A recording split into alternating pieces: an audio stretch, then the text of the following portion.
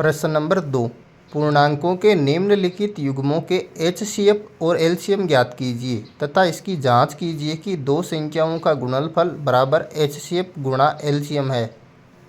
तो देखो दूसरे का पहला, यहाँ पर दो संख्याएं आपको दे रखी है 26 और 91। इनका जो है एचसीएफ और एलसीएम ज्ञात करना और साथ ही जांच करके बतानी है। सबसे पहले मैं 26 का भाज्य गुणनखंड कर लेता हूँ। 26 के अंदर दूंगा 2 का भाग, यहाँ पर 26 के अंदर 2 का भाग जाएगा यहाँ पर 13 बार, और 13 क्या है, एक अभाज्य संख्या है यहाँ पर, तो 13 के अंदर जाएगा यहाँ पर 13 का ही भाग, तो ये चला गया यहाँ पर एक बार। ठीक है, फिर देखो 91 का अभाज्य गुणनखंड कर लेता हूँ मैं। यहाँ पर 91 के अंदर जो है यहाँ पर दूंगा मैं 7 का भाग। ठीक है, 7 का भाग 91 में जाएगा 13 बार, और 13 क्या है, एक अभाज्य संख्या है, तो 13 में जाएगा 13 का ही भाग। 13 एकम हो गया यहाँ पर 13। ठीक है, अब क्या करूँगा, इनको गुणनफल के रूप में लिख लूँगा। 26 को गुणनफल के रूप में लिखूँगा यहाँ पर 26 बराबर, यहाँ पर आ जाएगा मेरे पास 2 गुणा, यहाँ पर आ जाएगा 13 गुणा 1। ठीक है, अब जो है 91 को जो है मैं यहाँ पर जो है गुणनफल के रूप में लिख लूँगा। ठीक है, तो 91 को लिखूँ गुणनफल के रूप में, देखो यहाँ पर 7 गुणा 13 गुणा 1। ठीक है, अब मैं क्या करूँगा, एचसीएफ ज्ञात कर लूँगा। देखो एचसीएफ का मतलब होता है हाईएस्ट कॉमन फैक्टर, यानी कि महत्तम समापवर्तक। देखो एचसीएफ कैसे ज्ञात करते हैं। एचसीएफ ज्ञात करने के लिए आपको क्या करना है, 26 और 91 के गुणनफल में आपको देखना है कि कॉमन संख्या कौन कौन सी है। देखो एक तो 13 13 दोनों के अंदर कॉमन है। ठीक है, और एक 1 और 1 दोनों के अंदर कॉमन है। अब आपको एचसीएफ ज्ञात करने के लिए वो संख्या उठानी है इन कॉमन संख्याओं में से जिनकी घात कम है, यानी कि न्यूनतम है। देखो इसके अंदर देखो 13 13 के अंदर इनके ऊपर, दोनों के ऊपर कितनी कितनी घात है, एक एक घात है। ठीक है, तो न्यूनतम घात उठानी है, यानी कि दोनों के ऊपर एक एक घात है, तो आप 13 की घात 1 उठा लो, आप कोई सा भी उठा सकते हो। ठीक है, और 1 के ऊपर भी एक घात है। ठीक है, तो न्यूनतम घात वाली उठाओ, तो 1 की घात 1 उठा लूँगा मैं, यानी कि एचसीएफ में क्या लिखूँगा, 13 गुणा 1। तो मैं यहाँ पर लिख दूंगा 13।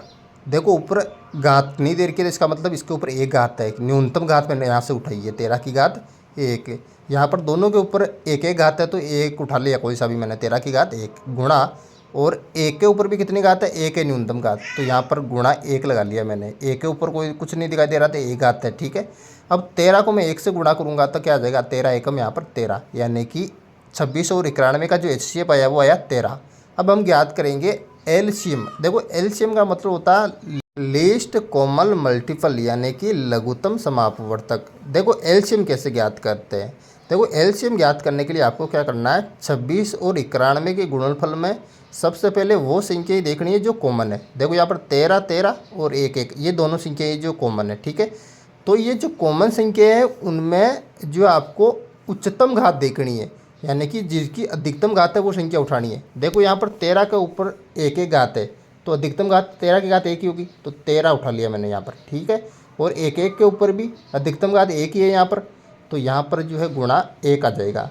और बाकी जो संख्या बची है वो वैसे कैसे गुणा कर दो, यानी कि 2 बचा है तो मैं कर दूंगा यहाँ पर गुणा 2, फिर 7 भी बचा हुआ है गुणा 7, यानी कि कॉमन संख्याओं में से उच्चतम घात आएगी और बाकी जो संख्या है उनको ऐसे कैसे गुणा कर दो।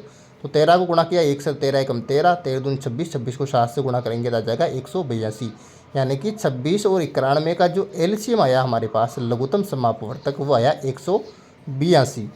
अब देखो प्रश्न में जांच करने के लिए भी कहा गया, तो हम करेंगे जांच। देखो मैंने जांच लिख दिया है, अब लिखेंगे हम जानते हैं कि। देखो यहाँ पर एक सूत्र आपको याद होना चाहिए, यहाँ पर लिख दिया हम जानते हैं कि। देखो सूत्र क्या है, प्रथम संख्या गुणा दूसरी संख्या, यहाँ पर बराबर का चिन्ह, और एचसीएफ गुणा एलसीएम, ये जो सूत्र आपको याद होना चाहिए। ठीक है, देखो प्रथम संख्या क्या है, यहाँ पर देखो दो संख्या दे रखी है 26 और 91, तो 26 यहाँ पर प्रथम संख्या हो जाएगी और दूसरी संख्या जो यहाँ पर 91 हो जाएगी।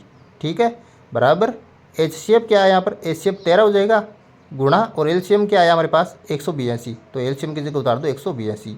अब देखो 26 और 91 को गुणा करो आप, 26 और 91 को गुणा करेंगे तो आएगा 2366, और इधर 13 और 182 को भी गुणा करेंगे तो कितना आ जाएगा 2366, यानी कि दोनों तरफ बराबर है। इसका मतलब जांच सही है हमारी। ठीक है, अब देखो दूसरे में आपको दो संख्याएं दे रखी है 510 और 92। सबसे पहले इन दोनों संख्याओं का अभाज्य गुणनखंड कर लूँगा। 510 का अभाज्य गुणनखंड करूँगा तो 510 में दो यहाँ पर दो का भाग आप, ठीक है, दो का भाग देंगे 510 में तो जाएगा 255 बार। अब देखो 255 के अंदर यहाँ पर दो आप जो है 3 का भाग, देखो 3 का भाग 255 में देंगे तो जाएगा 85 बार। और 85 के अंदर दो यहाँ पर आप 5 का भाग, 5 का भाग देंगे 85 के अंदर तो यहाँ पर जाएगा 17 बार। और 17 अभाज्य संख्या है एक, 17 में 17 का ही भाग जाएगा तो यहाँ पर जाएगा 17 में 17 का भाग तो 1 बार, ठीक है। अब 92 का अभाज्य गुणनखंड करेंगे हम, तो देखो 92 में करो, 92 का करो, 92 में जाएगा यहाँ पर 2 का भाग, ठीक है, तो 2 का भाग देंगे इसमें तो ये जाएगा यहाँ पर जो है 46 बार। अब 46 के अंदर फिर से 2 का भाग जा रहा है यहाँ पर, तो 2 का भाग देंगे 46 में तो ये जाएगा यहाँ पर जो है 23 बार। 23 एक अभाज्य संख्या है यहाँ पर, तो 23 में दूंगा 23 का भाग, तो 23 एकम यहाँ पर आ जाएगा 23। अब यहाँ पर दोनों संख्याओं को गुणनफल के रूप में लिख लूँगा। सबसे पहले लिखूँगा 510 को, 510 बराबर इसको जो गुणनफल के रूप में लिखूँगा तो आएगा 2 गुणा 3 गुणा 5 गुणा 17 गुणा 1, ठीक है। अब 92 को गुणनफल के रूप में लिखो, देखिए 92 बराबर यहाँ पर आ जाएगा 2 गुणा 2 लिखा हुआ है तो 2 की घात 2 लिख सकता हूँ मैं, 2 गुणा 2 को, तो 2 की घात 2 लिख दिया गुणा 23 गुणा 1। ये जो है मैंने गुणनफल के रूप में इसको लिख दिया। अब याद करूँगा मैं HCF हाईएस्ट कॉमन फैक्टर। देखो HCF कैसे ज्ञात करें, मैंने पहले ही बताया आपको कि आपको दोनों संख्याओं के गुणनफल में कॉमन संख्या चुननी है सबसे पहले, ठीक है। देखो 2 2 यानी कि ये कॉमन संख्या आ रही है दोनों के अंदर, ठीक है, और उधर जो है 1 1 आ रहा है, ये दोनों कॉमन संख्या आ रही है। देखो HCF में क्या लेना है आपको, कॉमन संख्याओं में छोटी घात वाली संख्या लेनी है, ठीक है। तो देखो 2 ऊपर वाले 510 के गुणनफल में 2 की घात 1 है, ठीक है, और 92 के गुणनफल में 2 की घात 2 है, तो छोटी घात वाली कौन सी हुई, 2 की घात 1 हुई, तो ये 2 की घात 1 उठानी है आपको, ठीक है। तो 2 की घात 1 में यहाँ पर उठा लूँगा तो 2 गुणा, अब देखो 1 की घात 1 और 1 की घात 1 दोनों के ऊपर 1 1 घात है यहाँ पर, तो कोई सी भी उठाओ आप 1 की घात 1 उठा लेंगे। तो यहाँ पर जो है HCF में क्या आएगा 2 की घात 1 गुणा 1 की घात 1, तो इन दोनों को गुणा कर देंगे तो हमारे पास क्या आ जाएगा HCF यहाँ पर आ जाएगा। तो देखो यहाँ पर जो है मैं 2 की घात 1 उठा लिया यहाँ पर गुणा, और 1 की घात 1 और 1 की घात 1 में से न्यूनतम घात वाली संख्या 1 की घात 1 ही बच जाएगी यहाँ पर, तो 1 की घात 1, ठीक है। तो 2 की घात 1 2 ही हुआ और 1 की घात 1 का मतलब 1 ही, ठीक है। तो 2 गुणा 1 करूँगा मैं तो क्या आ जाएगा 2 एकम 2, यानी कि HCF यहाँ आया 510 और 92 का 2, ठीक है। अब ज्ञात करेंगे हम LCM यानी कि लघुत्तम समापवर्तक। देखो लघुत्तम समापवर्तक मैंने पहले ही बताया आपको कैसे ज्ञात करते हैं। देखो यहाँ पर जो कॉमन संख्या आई है हमारे पास, उसके अंदर आपको जो है उच्चतम घात लेनी है, सबसे अधिक घात वाली संख्या लेनी है। देखो यहाँ पर 2 और 2 है, यानी कि 510 के गुणनफल में 2 की घात 1 है और 92 के गुणनफल में 2 की घात 2 है, तो कौन सी ज़्यादा घात वाली संख्या उठानी है, यानी कि 2 की घात 2 उठाऊंगा यहाँ पर LCM में, ठीक है। और वहाँ पर जो है 1 की घात 1 1 की घात 1 है, तो आप ज़्यादा घात वाले 1 की घात 1 ही हो जाएगी। तो देखो उठाओ 2 की घात 2 गुणा यहाँ पर जो है 1 की घात 1, ठीक है, तो यहाँ पर आ जाएगा 1 की घात 1। अब बाकी जो संख्या बची आपके पास वो वैसे कैसे उतार दो, गुणा 3 गुणा 5 गुणा 17 गुणा 23, ये संख्या आपके पास बची उसको ऐसे ऐसे गुणा कर दो। अब इनको गुणा करो, देखो 2 की घात 2 का मतलब 4, 4 एकम 4 4 3 12 12 5 60 और 17 गुणा 23 और गुणा करेंगे हम, इन सब को गुणा करोगे आप तो आपके पास जो संख्या आएगी वो लिख दो यहाँ पर। आपके पास संख्या आएगी इनको गुणा करने पर 23,460, आप गुणा करके देख लेना, ठीक है। तो ये आया 23,460 इसका LCM। अब साथ में इसकी जांच भी कर लेते हैं, मैं लिखूंगा यहाँ पर जांच। देखो जांच में आपको जो है एक सूत्र आपको याद रखना है, प्रथम संख्या गुणा दूसरी संख्या बराबर यहाँ पर आ जाएगा HCF गुणा यहाँ पर LCM, ये सूत्र आपको याद रखना है। देखो प्रथम संख्या कौन सी होगी, देखो दो संख्या दे रखी है 510 और 92, तो 510 प्रथम संख्या हो जाएगी गुणा दूसरी संख्या कौन सी हो जाएगी यहाँ पर 92, बराबर का चिन्ह आ जाएगा। HCF क्या है, HCF की जगह 2 आया था HCF हमारे पास, गुणा LCM की जगह 23,460 आ जाएगा, तो उतार दिया मैंने 23,460। अब दोनों तरफ गुणा कर लो इनको अलग अलग से, 510 को और 92 को गुणा करेंगे हमारे पास आएगा यहाँ पर 46,920, और 23,460 को 2 से गुणा करूँगा तो भी क्या आएगा, 46,920 आएगा, यानी कि दोनों तरफ हमारे पास बराबर आएगी। इसका मतलब जाँच हमारी सही है। अब देखो दूसरे का तीसरा, इसमें दो संख्या आपको दे रखी है 336 और 54। इनका जो है एचसीएफ और एलसीएम ज्ञात करना है। तो सबसे पहले भाज्य गुणनखंड कर लेता हूँ 336 का। देखो 336 में यहाँ पर जाएगा 2 का भाग, यहाँ पर 2 का भाग दूंगा 336 में तो जाएगा 168 बार। फिर 168 में फिर से 2 का भाग दूंगा यहाँ पर, तो 168 में 2 का भाग जाएगा यहाँ पर जो है 84 बार।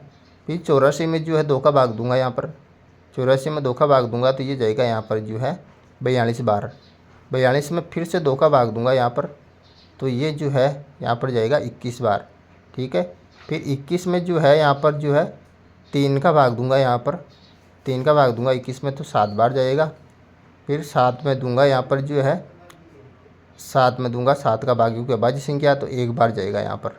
ठीक है, ये कर लिया 336 का अभाज्य गुणनखंड।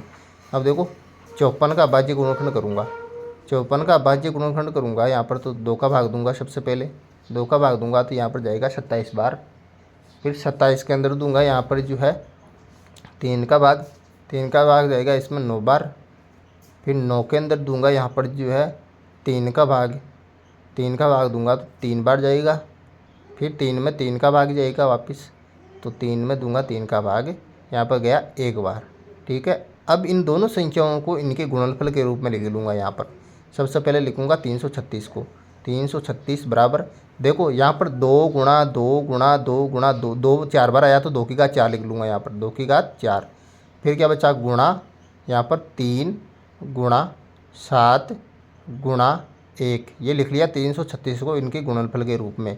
अब इधर देखो 54 को लिख लूँगा, 54 बराबर यहाँ पर 2 देर का ऊपर, तो यहाँ पर आ जाएगा 2 गुणा, और देखो 3 कितनी बार है, 3 गुणा 3 गुणा 3, 3 बार है तो 3 की घात 3 लिख लूँगा इसको। ठीक है, और गुणा 1 आ जाएगा यहाँ पर, तो ये लिख लिया मैंने गुणा 1। अब हम जो है एचसीएफ ज्ञात करेंगे, महत्तम समापवर्तक। देखो एचसीएफ कैसे ज्ञात करेंगे, एचसीएफ ज्ञात करने के लिए आपको क्या करना है, इन दोनों के गुणनफल में ऐसी संख्याएं देखो जो कॉमन है। देखो 2 2 कॉमन है, 3 3 कॉमन है और 1 1 कॉमन है। ठीक है। अब एचसीएफ में कौन सी संख्या लेनी है आपको, न्यूनतम घात वाली। देखो यहाँ पर जो है 336 के गुणनफल में 2 की घात 4 है और 54 के गुणनफल में 2 की घात 1 ही है, तो आपको 2 की घात 1 ही उठानी है, न्यूनतम घात वाली संख्या उठानी है। ठीक है। और देखो वहाँ पर जो है 336 के गुणनफल में 3 की घात 1 है और 54 के गुणनफल में 3 की घात 3 है, तो कौन सी छोटी घात वाली, यानी कि 3 की घात 1 उठाएंगे यहाँ से, और वहाँ पर तो 1 की घात 1 की घात 1 है, तो 1 की घात 1 उठा लेंगे। ठीक है। तो देखो यहाँ पर क्या आएगा, 2 की घात 1 गुणा 3 की घात 1 गुणा 1। इस प्रकार से आपको जो है एचसीएफ में संख्याएं लेनी है। तो यहाँ पर देखो मैं 2 की घात 1 उठा लिया यहाँ से। ठीक है। फिर जो है कौन सी उठानी है, 3 की घात 1 उठानी है, यानी कि न्यूनतम घात वाली, गुणा 3 की घात 1। फिर जो है इसमें से कोई सी उठा लो, क्योंकि दोनों के ऊपर 1 की घात है, 1 की घात 1। ठीक है। अब इनको गुणा करो, 2 को मैं 3 से गुणा करूँगा तो 6 आएगा, 6 को 1 से गुणा करूँगा तो आ जाएगा 6। तो यहाँ पर जो है एचसीएफ जो आया हमारे पास वो आ गया यहाँ पर 6। अब ज्ञात करेंगे एलसीएम। देखो लघुत्तम समापवर्तक ज्ञात करेंगे। देखो एलसीएम ज्ञात करते समय आपको क्या ध्यान रखना है कि देखो ये जो कॉमन संख्या जो आपको दे रखी है, इनमें से अब की बार उच्चतम घात यानी कि अधिकतम घात वाली संख्या उठानी है। देखो 2 की घात 4 और 2 की घात 1 में से उच्चतम घात वाली कौन सी है, 2 की घात 4, तो 2 की घात 4 उठा लेंगे यहाँ से।